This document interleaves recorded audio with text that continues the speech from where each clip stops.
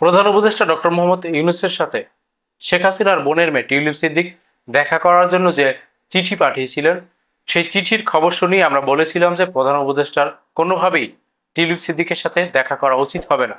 এটা তার নৈতিক দায়িত্ব পরিপন্থী হবে এবং তিনি যদি দেখা করেন তাহলে এর মাধ্যমে আদালত প্রভাবিত হতে পারে।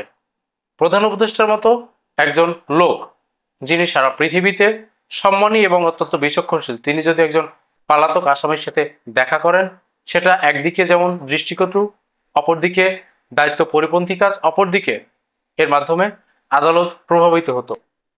তিনি তার যে নৈতিক দায়িত্ব, সেই দায়িত্ব পালন করেছেন। তিনি টিউলিপ সিদ্দিকের সাথে দেখা করেননি এবং টিউলিপ সিদ্দিককে তিনি আহ্বান জানিয়েছেন বিচারের মুখোমুখি হওয়ার জন্য। আইটিভিকে দেওয়া একটা সাক্ষাৎকারে প্রধান উপদেষ্টা টিউলিপকে উদ্দেশ্য করে বলেছেন তার উচিত বিচারের মুখোমুখি হতে, আদালতে হাজির হওয়া। আইটিভির সেই সাক্ষাৎকার নিয়ে দৈনিক ইত্তেফাক একটা প্রতিবেদন তৈরি করেছে, সেখান থেকে একটু পড়ছি। বিচারের মুখোমুখি হতে টিউলিপের আদালতে হাজির হওয়া উচিত আইটিভিকে ডক্টর ইউনূস। এখানে বলা হচ্ছে প্রধান উপদেষ্টা ডক্টর মোহাম্মদ ইউনূস যুক্তরাজ্যের লেবার পার্টির এমপি টিউলিপ সিদ্দিককে বাংলাদেশে ফিরে এসে দুর্নীতির অভিযোগে আদালতে হাজির হয়ে বিচারের মুখোমুখি হওয়ার আহ্বান জানিয়েছেন। দুর্নীতি দমন কমিশনের আনিত অভিযোগ নিয়ে আলোচনার জন্য টিউলিপের বৈঠকের অনুরোধও তিনি সরাসরি প্রত্যাখ্যান করেছেন। বর্তমানে যুক্তরাজ্যে সরকারি সফরে থাকা ডক্টর ইউনূস আইটিভি নিউজকে দেওয়া এক সাক্ষাৎকারে বলেন, যে কোনো ধরনের অভিযোগ রাজনৈতিক সংলাপের মাধ্যমে নয়, আইনানুগভাবে আদালতেই মোকাবেলা করা উচিত। তিনি বলেন, যদি তার বিরুদ্ধে অভিযোগ থাকে তাহলে বিচারের মুখোমুখি হওয়ার জন্য তার আদালতে উপস্থিত হওয়া উচিত।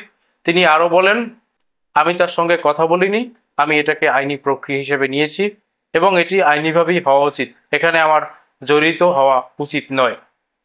টিউলিপের সাথে ঘটে যাওয়া বিষয়গুলো আইনি বিষয়, সেখানে তিনি কোনোভাবেই যুক্ত হবেন না। টিউলিপ সিদ্দিকের বুকে যদি সৎ সাহস থাকে তাহলে তিনি বাংলাদেশে এসে আদালতে হাজির হয়ে নিজেকে নির্দোষ প্রমাণ করবেন। তারা এর আগে অনেকবার বলেছেন না, তার খালাতো ভাই বলেছেন যে তারা দেশ ছেড়ে কোথাও যাবেন না, তারা দেশ ছেড়ে পালাবেন না, তারা সবকিছুর জবাব দিতে প্রস্তুত, যে কোনো সময় জনগণের মুখোমুখি হয়ে সবকিছুর জবাব দিতে প্রস্তুত, তাদের সৎ সাহস রয়েছে। এখন তারা সৎ সাহস দেখাক, আমরাও একটু দেখি, জনগণ দেখুক যে শেখ হাসিনা, শেখ পরিবারের লোকজন কেউ দুর্নীতি করে না, তারা পালিয়ে থাকে না। শেখ হাসিনা দেশে আসুক, আদালতে হাজির হোক, সজীব ওয়াজেদ জয় আসুক, টিউলিপ সিদ্দিক আসুক, তারা নিজেদেরকে নির্দোষ প্রমাণ করুক।